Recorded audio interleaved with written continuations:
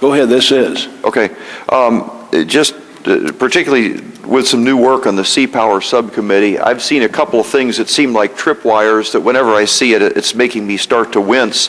The first one was, and this is really a question to the to you, Rob, in terms of being the guy who put this together. The first one is, and this goes all the way back to my days in IBM, if you don't have somebody in charge of a project, they tend to wander around. And we've seen that on the Littoral Combat Ship.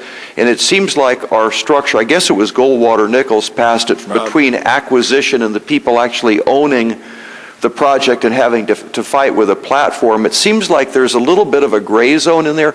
We had a couple of admirals sitting in here, and I kept asking them who's in charge of this thing, and finally they turned around, pointed to some poor captain and said he is, you know.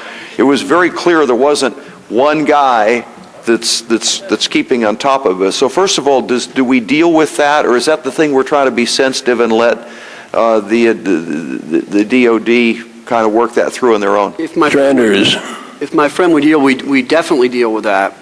If you look at Section 145A, the very first section of the bill, the Secretary of Defense is going to designate a principal advisor for each of the three major functions here, which is essentially tied to cost estimation, engineering and design, and then actual construction and manufacturing of the system. And each of these three individuals is held very much accountable by the Secretary, by the Congress, and by the public. What we do differently from the Senate is that we give the Secretary discretion to decide which of his or her subordinates will fill those functions, where they sit within the organizational table of the DOD, but we do protect the right of that principal advisor to participate in every deliberation process, to have access to all the data.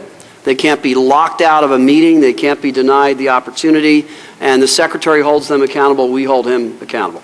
Well, that sounds like you've really nailed that spot on, and yet we're not being, as you say, over-prescriptive. So I'm glad you're hitting that one. The second thing is... Well, just a minute. Mr. Conaway, do you have any comments on that? No, sir. Second question is, I wince when I hear about accelerating programs. It seems like every time I hear that, whether it's the presidential helicopter or the LCS or whatever it is, every time we try to push the pace, it seems like, boy, you could just see the old meter in the taxi running, and we're spending a whole lot of money. So is there, and I think that was part of your comments, you said something about problems occur early in the process, 3/4 of the dollars are committed before we actually take anything that we can fly or drive or whatever it is. Yeah. Do you deal anything with that problem of accelerating programs? If the gentleman will yield, we most certainly do. We deal with it, first of all, in the requirements process itself, to have an independent assessment of whether the requirements are realistic, given the state of technological maturity, or unrealistic. The second way we deal with it is that the directorate that's in charge of the testing and engineering will give an independent assessment of whether the calendar is realistic or not. You know, sometimes when people are bidding to build a weapons system, they tell us it's going to happen a lot sooner than it really is. If this becomes law, for the first time you'll have an independent assessment of how realistic those time projections are.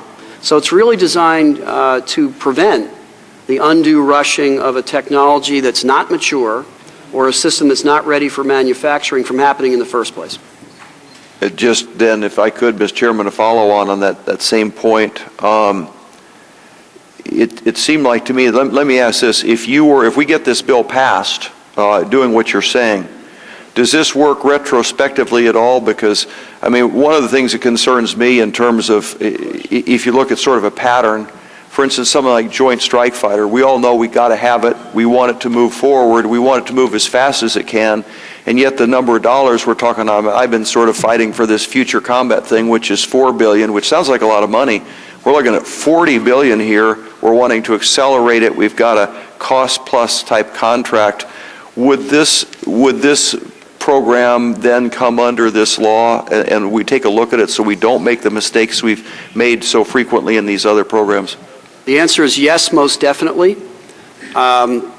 If under your hypothetical there's a critical cost overrun under Nunn-McCurdy or there's a significant delay, The Secretary, with the advice of these principal advisors, decides whether to terminate or modify the project.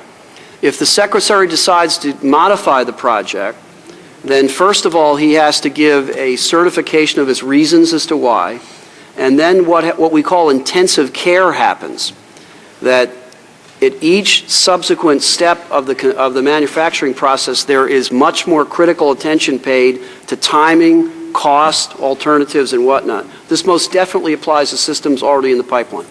But I just want to commend you and my Republican colleague, Mr. Conaway, and the chairman. This seems like something we should have done a long time ago, and I'm 100% in favor of what you're doing. Thank you.